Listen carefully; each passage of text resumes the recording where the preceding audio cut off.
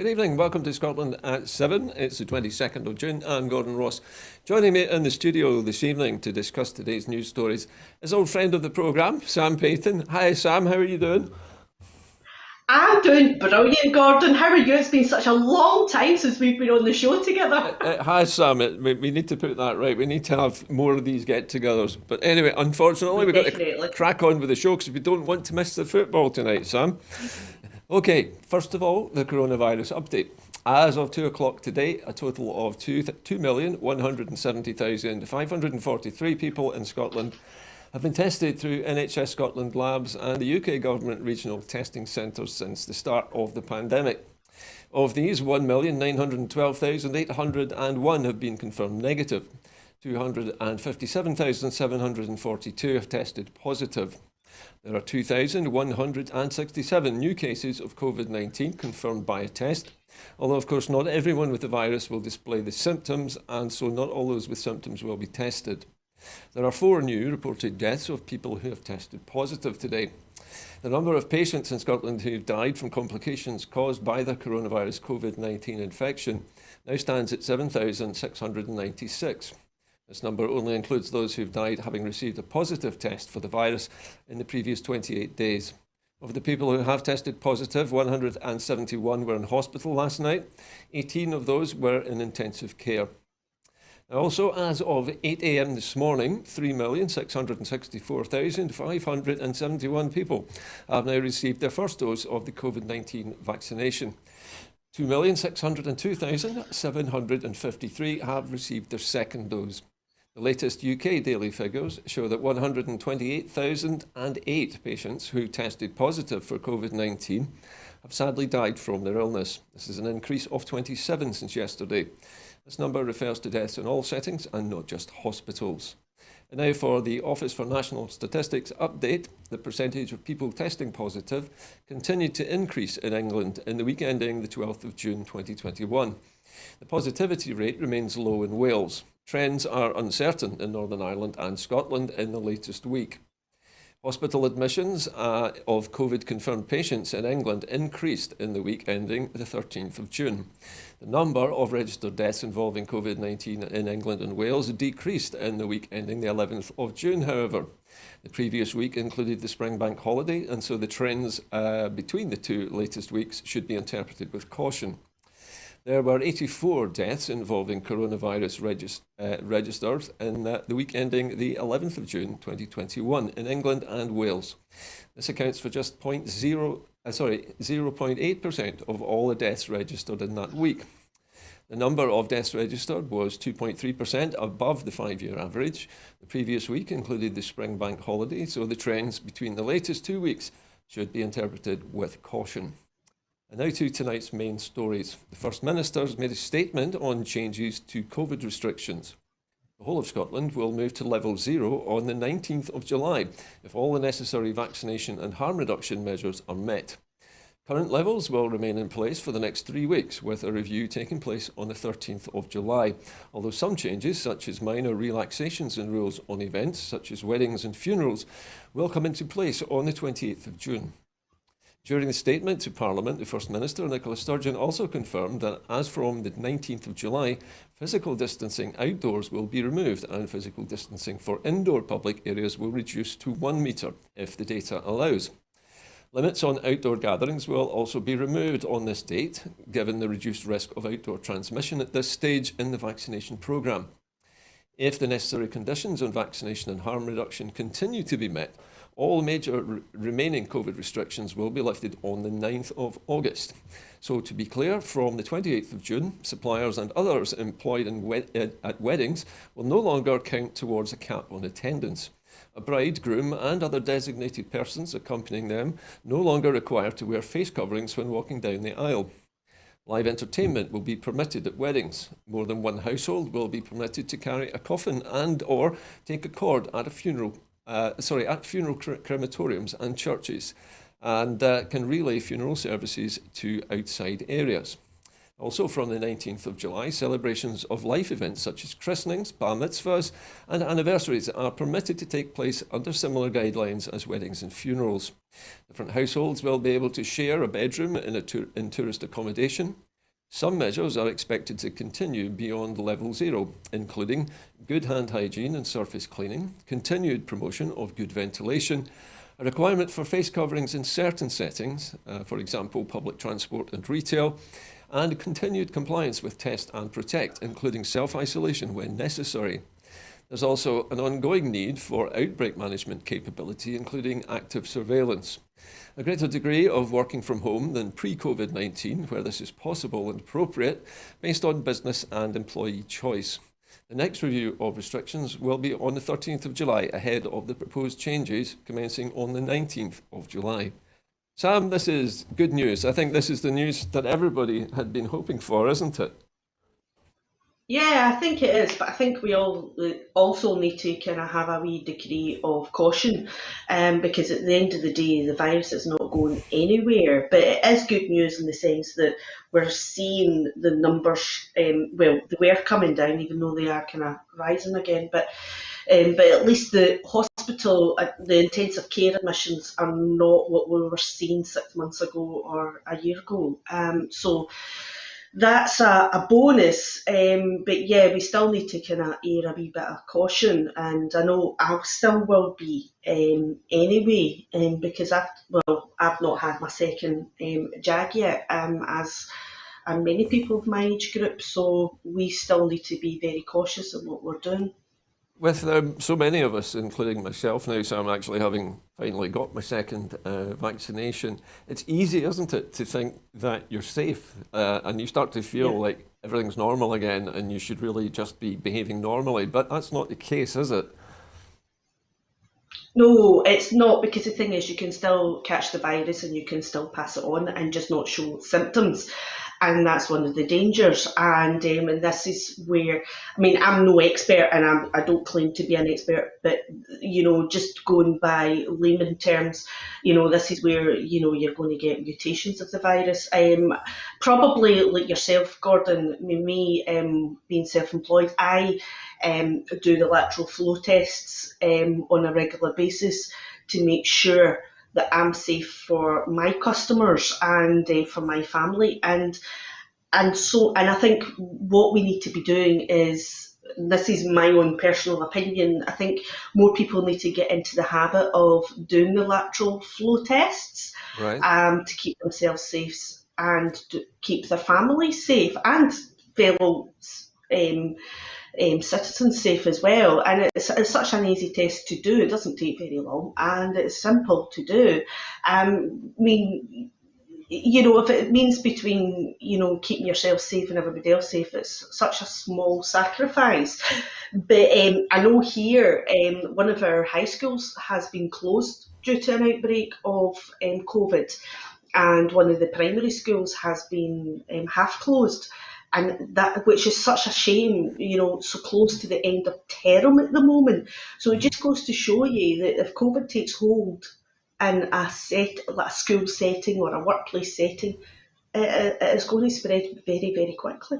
And that's what we need to be aware of. It's not disappeared. Even though all these vaccinations are happening and everything, the virus has not disappeared, and it's still there. And, one of the things we need to be cautious of, yes, the hospital admissions and the intensive care admissions are not the same as what they were 6 months ago. But what we probably will be seeing is more people suffering from long COVID, and which, if you read all the kind of data and information, there's a lot of information. Not they're still learning about long COVID as well. So we need to be. It's great and it's fantastic. Things are going Yeah. to be opening up, but I think we just need to be a wee bit cautious and be mindful of what we're doing when we're out and about.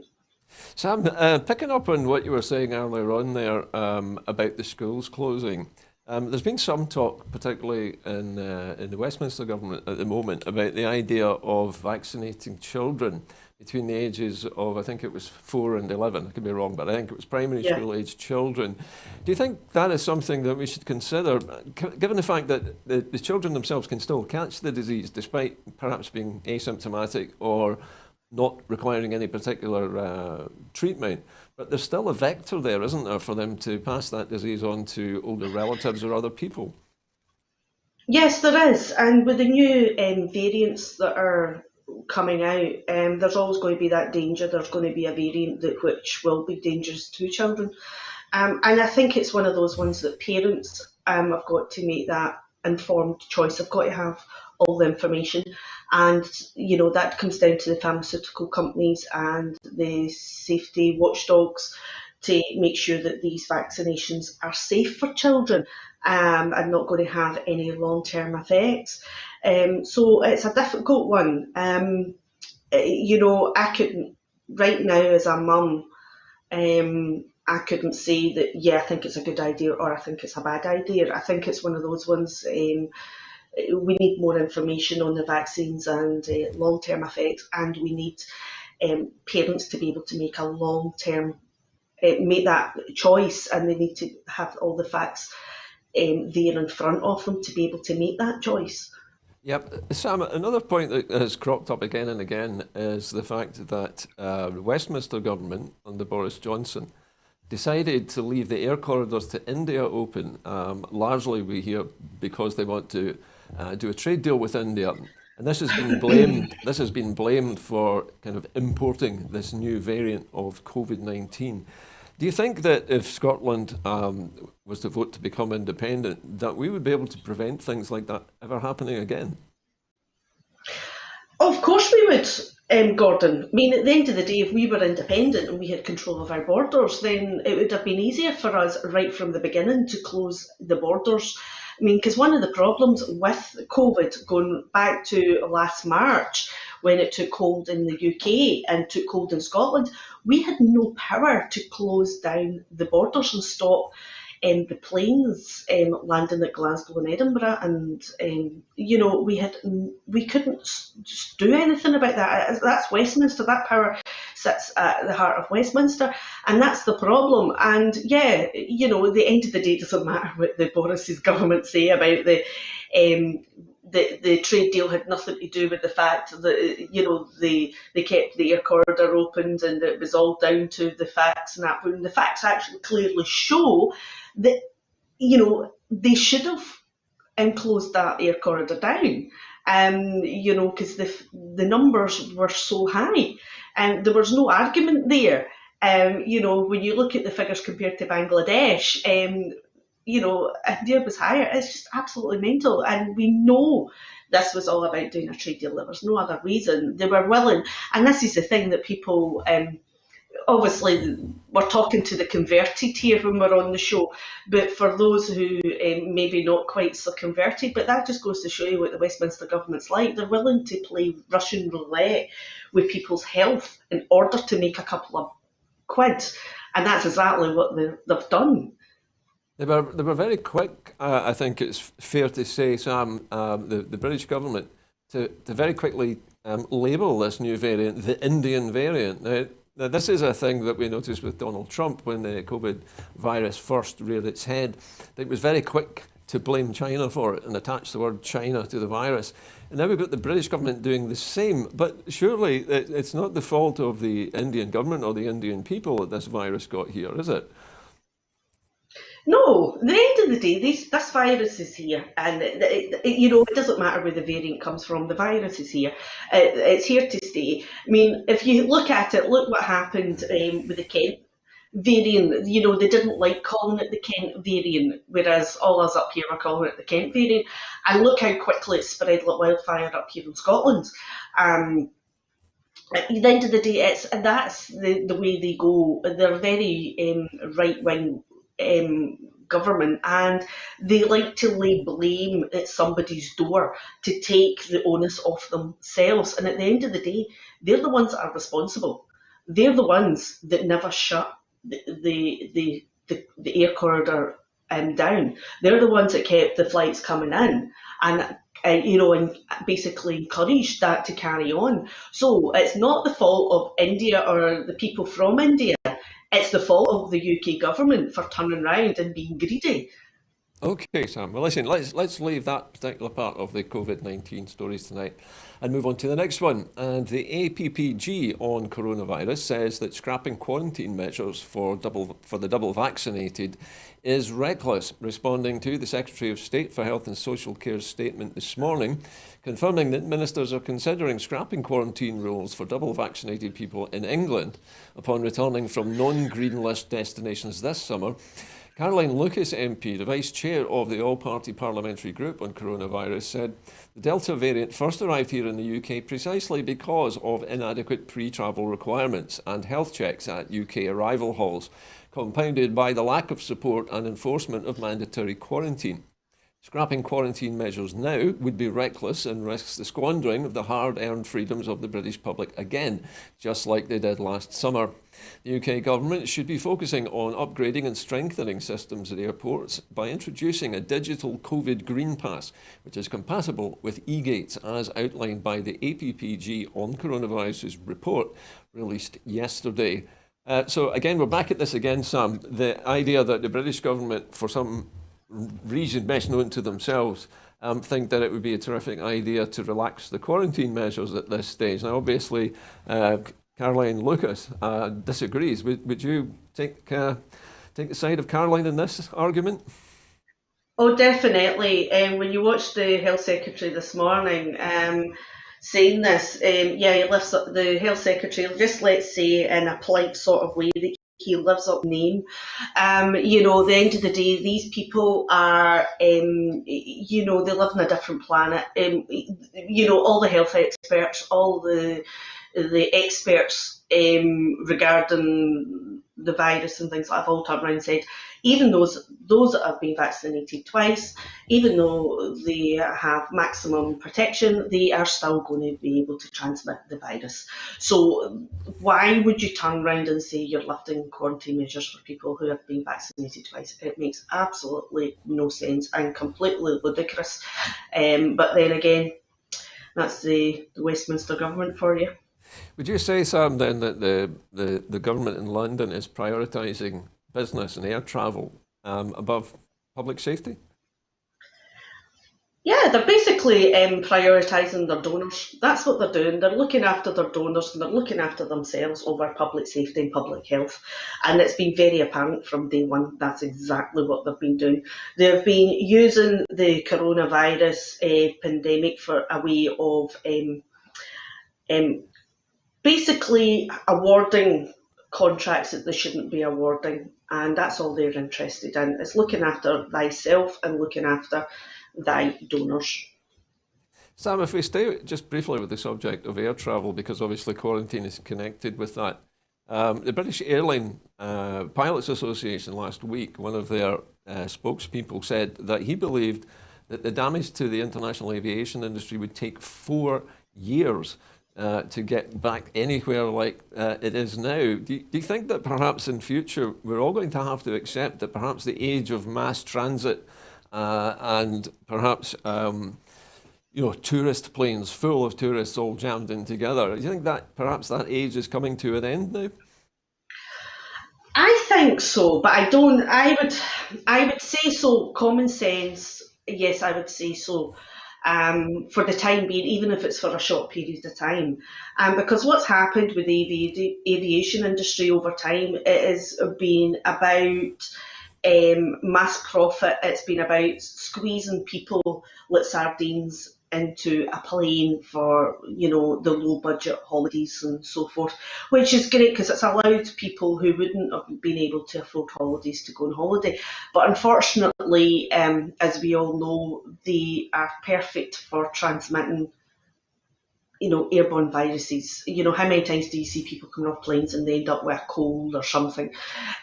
So they're going to have to rethink whether they come up with new technology regarding the filter systems when everybody's on the plane or so forth. But again, if the UK government had handled this differently from day one and offered actual proper support to businesses from day dot, Yeah. then a lot of these businesses would not be suffering just now, because what people forget is when the government was offering support away back last March, April, there was grants, but there was also a lot of loans that Yeah, were offered to a lot of businesses.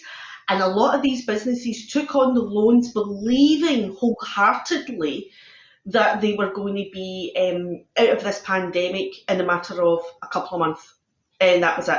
We were fine. The UK government had it under control. Nearly, 15, 16 months on, we're still smack bang in the middle of it. There seems to be there is light at the end of the tunnel, but we're still not at the end yet. And these businesses will now be starting to pay off the interest on their loans, and they're not making any money. There's no income, there's no money circulating. So a lot of these businesses will be panicking, yeah. and that's what will be happening right now. Okay, Sam, we're going to leave the subject of COVID for the moment and move on to education and new education reforms. The views of teachers, parents and pupils will be central to Scotland's education reforms following a review of the school curriculum. The Scottish Government has accepted in full all 12 recommendations of the Organisation for Economic Cooperation and Development Organisation's report, which has published how it intends to take them forward. The Education Secretary, Shirley-Ann Somerville, has announced that the Scottish Education Council will be reconvened. The Council will have a refreshed membership, including young people, and a renewed purpose to support the delivery of the OECD's recommendations. A new Children and Young People's Education Council will also be created to ensure that the voices of those who are most affected by the changes in education are always heard in strategic discussions. Professor Ken Muir, CBE, who was until recently the Chief Executive of the General Teaching Council for Scotland, will lead work to replace the Scottish Qualifications Agency with a new specialist agency for both curriculum and assessment. Professor Muir and an advisory panel will also look at reforms to Education Scotland, including removing the function of inspection from the agency. Sam, this seems like a long overdue sort of root and branch reorganisation of the education system for Scotland. And I noticed the last part of that announcement there today refers to independent inspection of schools rather than the Scottish Qualifications Agency inspecting its own schools. Do you think there is an advantage perhaps to having a fresh pair of eyes, having a look at the school system, seeing how it's running, and to ensure that, as far as possible, that the OECD's recommendations are being adhered to? Yeah, definitely, Gordon. A fresh pair of eyes is always what's needed with any industry, and especially within the education system. And we do really need an overhaul of the Scottish education, and it's good that they're going to be doing this, and taking in the views of the kids and the parents as well, and all those. Because the thing is, especially now, we're living in a slightly different world due to COVID, and there's always kids somewhere getting sent home with self-isolation and things, and there's extra pressure on parents. So yeah, we need to be able to adapt, and it's good to see, and it'll be good to see it happening. I know my wee fella's school, they already involve the kids in a lot of decision making about the school and things like that, and it's good to see the kids getting behind, what they want to see, and how they want things to work, and and the kids, it's great, it's healthy, because it gets their wee minds thinking, and also as well it gives them a sense of achievement and a sense of responsibility and ownership as well, which is good. So yeah, I Sam, think it's a positive thing. Sam, I was just going to say one final thing before we leave this topic.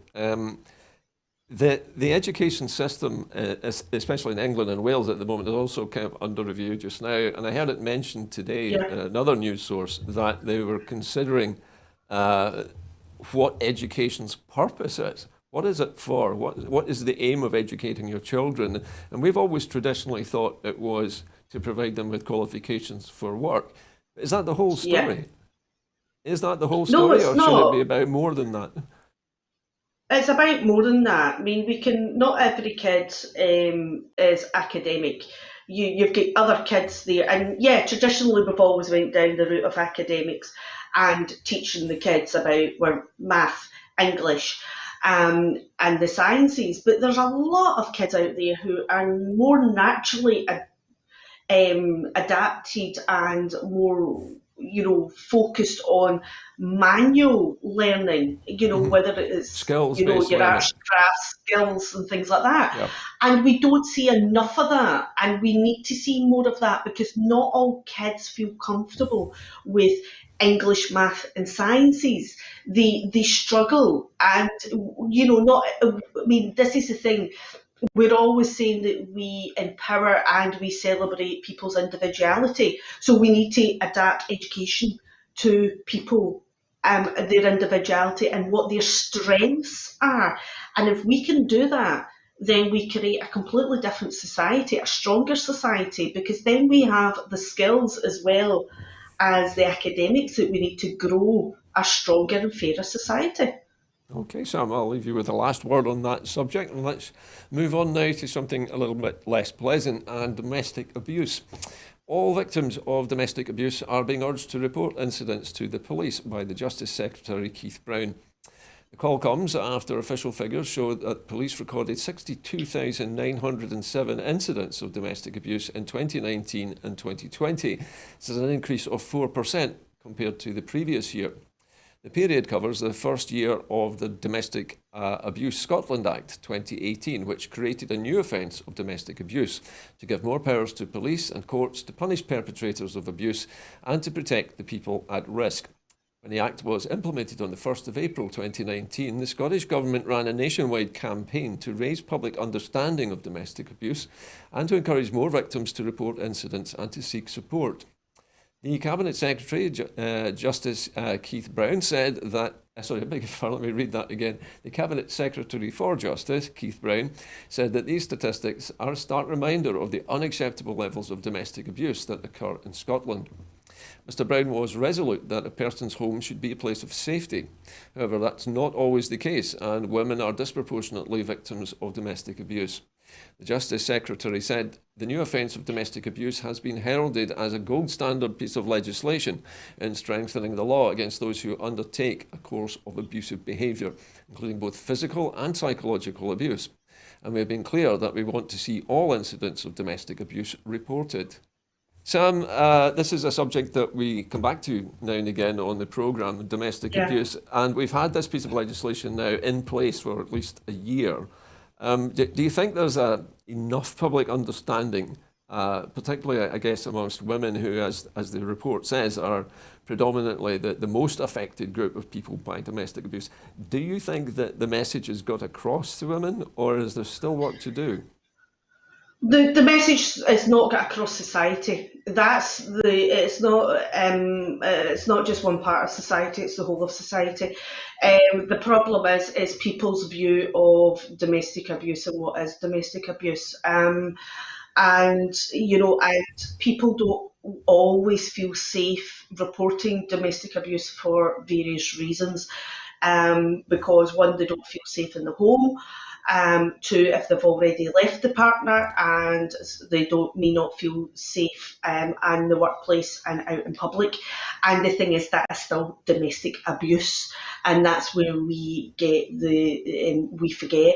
And also as well, there needs to be a lot more work done with the authorities in terms of the policing.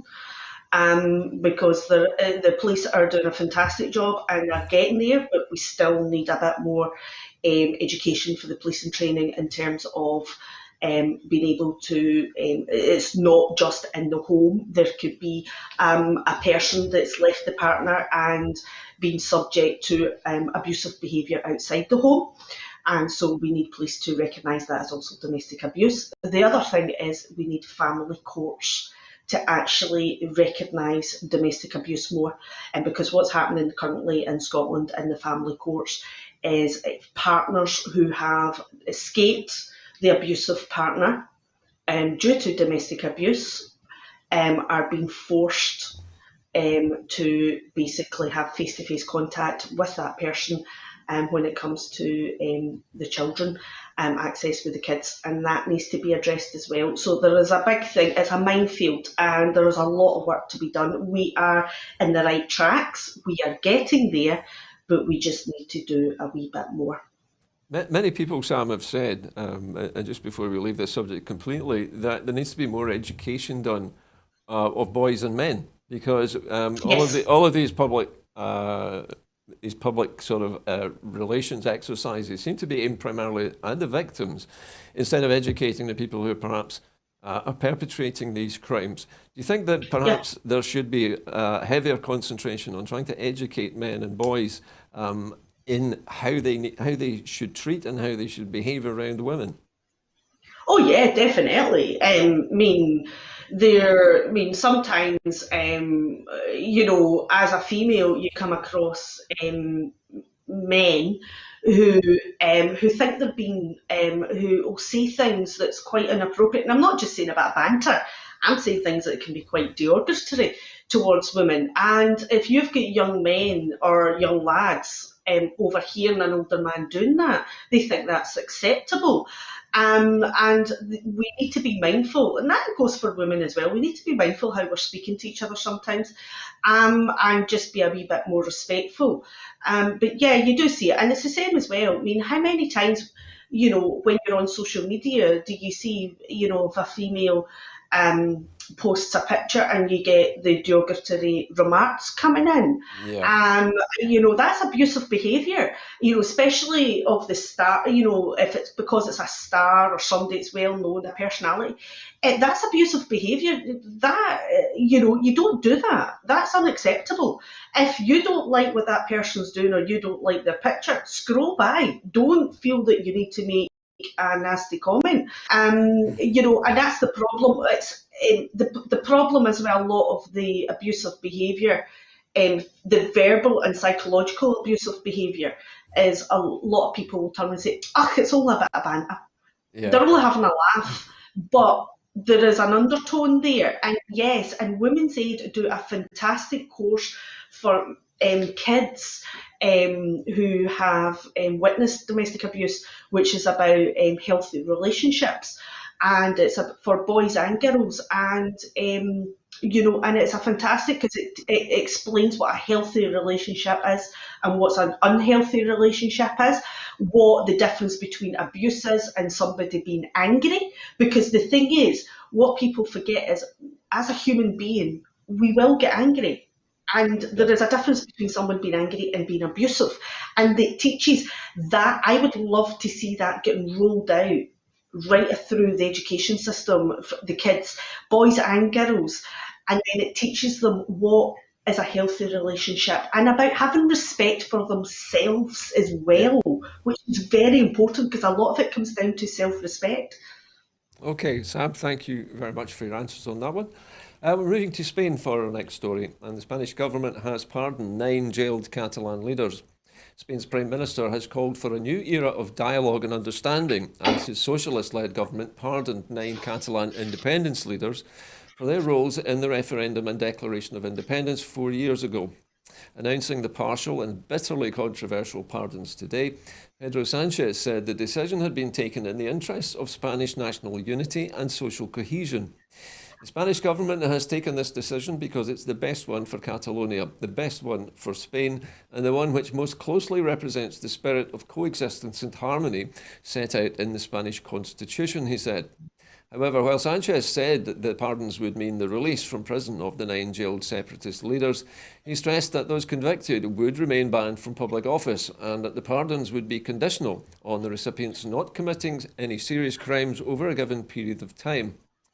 The beneficiaries of the pardons are the former regional vice president Oriol Junqueras, the former regional government spokesman Jordi Turull, I beg your pardon, the former Catalan Foreign Affairs Minister Raül Romeva, the former regional territorial minister Josep Rull, the former employment minister Dolores Bassa, the former regional interior minister Joaquim Forn, and the former speaker of the Catalan Parliament, Carme Forcadell, and 2 influential civil society leaders, Jordi Sanchez and Jordi Cuixart. Now, all were found guilty of crimes including sedition and misuse of public funds and sentenced to terms of between 9 and 13 years by Spain's Supreme Court in October 2019. They were also banned from holding public office for periods matching their prison sentences. Sanchez insisted that the pardons had not been granted in return for those convicted, recanting their pro-independence beliefs. MEPs Carles Puigdemont and Carla Ponsati, who remain in exile in Belgium, are not eligible for pardons as efforts to extradite them to Spain have failed, and so they have not been tried and therefore have not been found guilty of any charges. Voting in the 2017 referendum was marred by the violent and heavy-handed response from police officers sent into the region by the Spanish government to try to stop the poll. The pardons came the day after the Council of Europe, one of Europe's oldest human rights organisations, passed a non-binding motion calling on Spain to consider dropping extradition proceedings against the Catalan politicians, including Carles Puigdemont and Carla Ponsati. So this is a welcome release of these prisoners, Sam, isn't it? I mean, they've spent a long time in jail for the crime of organising a democratic referendum. It did seem disproportionately harsh, didn't it, at the time? Yeah, it was, but it was one of those ones where it was trying to prove a point, wasn't it? It's a long time coming. They should have been freed a long time ago. They should never have been jailed to start with. But yeah, I hope when they are all released, they have a fantastic big party and celebrate. Obviously, within COVID restrictions and they stay safe, but it'll be good to see them free, and it'll be interesting to see what they've got to say once they're free. Okay, Sam, we shall await developments. Okay, moving on now, and a campaign to fast-track benefits for terminally ill people. The SNP MP Drew Hendry has renewed calls on the UK government to urgently change DWP rules to allow terminally ill people to get benefits fast-tracked, almost 2 years on from a damning report that triggered a promise of a UK government review. Under the current rules, benefits are only fast-tracked if a terminally ill person has a diagnosis of 6 months or less to live. A bill to change this law, co-sponsored by campaigning SNP MP Drew Hendry, has been brought before Parliament. The all-party parliamentary group on terminal illness, chaired by Mr Hendry, published a report on the issues facing terminally ill people in trying to access welfare support in July of 2019. The report found that those affected face financial hardship and crippling debt due to the policy implemented 3 decades ago. UK ministers promised a government review following the report, but 2 years on, nothing has been published. The all-party parliamentary group today wrote to Justin Tomlinson MP, the Minister of State for Disabled People, Work and Health, urging the UK government to publish its review, scrap the 6-month rule and fast-track benefits for terminally ill people. Marie Curie and the Motor Neurone Disease Association estimate that more than 6,000 people have died waiting for a decision on their benefits claim since the DWP announced its review in 2019. The Scottish Government legislated in 2018 to scrap the 6-month rule for devolved benefits. However, the rule remains in place for reserved benefits such as universal credit. Sam, this is a no-brainer, isn't it? People who are terminally ill, it doesn't really matter how long they got, does it? They still need the help. Yeah, they do. But then again, this just is just typical of the Westminster government. Empathy is something they don't have. But it was actually quite interesting because the same thing happened today with the social care. They were meant to be reviewing that 2 years ago as well, and they're still waiting on that. So it seems to be, again, empathy. It's the Westminster government. What can you say? But at the end of the day, as you said, if somebody's been diagnosed with a terminal illness, it doesn't matter how long they've got. At the end of the day, they need the help. The family need the support. They need that financial stability. Just for those to allow them to have the special moments at the end with their families and their loved ones. And it's just heartbreaking that something that's so outdated is still happening. but then again, with the Westminster government, nothing surprises me. Everything's outdated. Anything to do with progress, they just, dig their heels in and let spoiled children and say no. It's just, there's got to be. It makes no sense to me why they won't review it and bring it up to date and make life a bit easier for those that are already facing a bleak future. Yeah. It's just, come on, make it a bit easier for them. It's the right thing to do. It's a human thing to do. Okay, Sam, let's leave that there because there are only 6,000 people, according to the report, who are affected by this, so it wouldn't be a huge investment by the UK government. Anyway, let's move on to our final story this evening, and it cannot have failed to make an impression on you that Scotland are playing Croatia tonight. We finish early this evening to get ready for Scotland's Euro 2020 Group D decider against Croatia. The Scotland men's national team go into the match with their best chance ever to progress into the next round, and all they need to do is to progress is to win the match. No waiting to see the results from other matches, no complicated goal difference arithmetic. They just simply have to score more goals than Croatia to win and to progress to the knockout stages for the first time. Sam, this is a potentially historic evening, isn't it? Despite the inevitable knock on the head that the Scottish team have had from this COVID scare with young Gilmore. How do you rate Scotland's chances this evening? You think we've got a chance against Croatia? Do you think they're going to go for it and just throw caution to the wind? Oh, definitely, Gordon. But I can see you're getting all excited, getting ready to run out the studio to get home and watch the game. But yeah, definitely. I mean, I'm going to be positive, and I think they're going to do it definitely. And I'll be watching and cheering on as the rest of the nation will be, and looking forward to us going, wow, we've done it. But yeah, yeah, it's going to be good. It's going to be a good game, and I don't think at the end of the day, that's the thing is with COVID, it's part of the kind of life at the moment, and we're just yeah.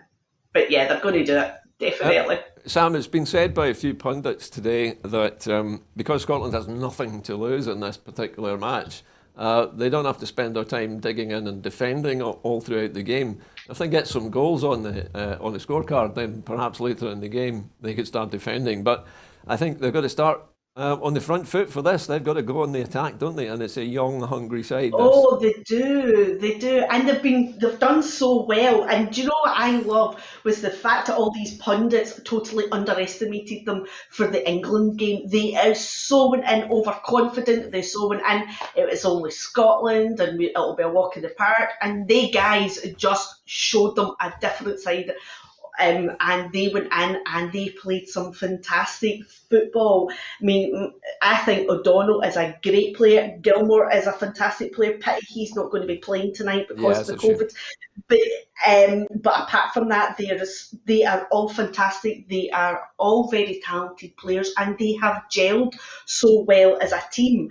And that's what does it. It's getting a team that's going to gel so well, and they do. And when you see them playing, they communicate constantly with each other. So yeah, I'm looking forward to some fantastic football tonight, definitely.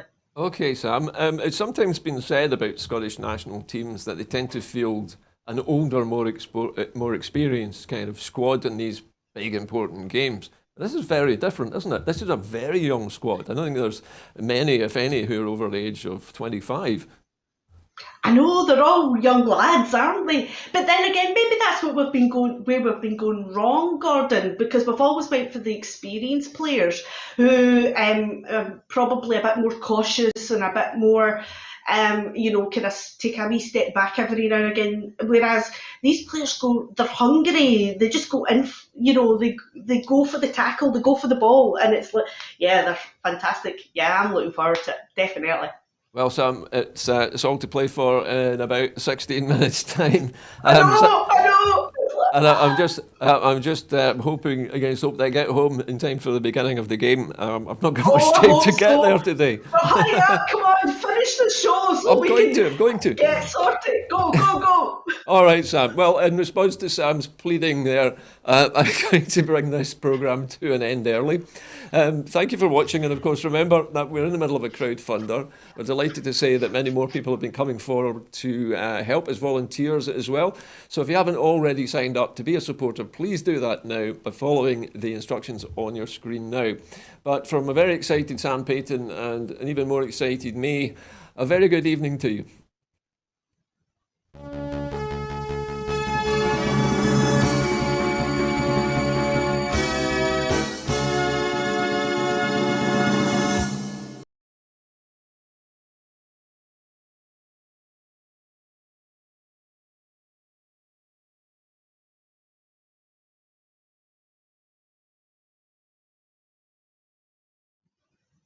Hey.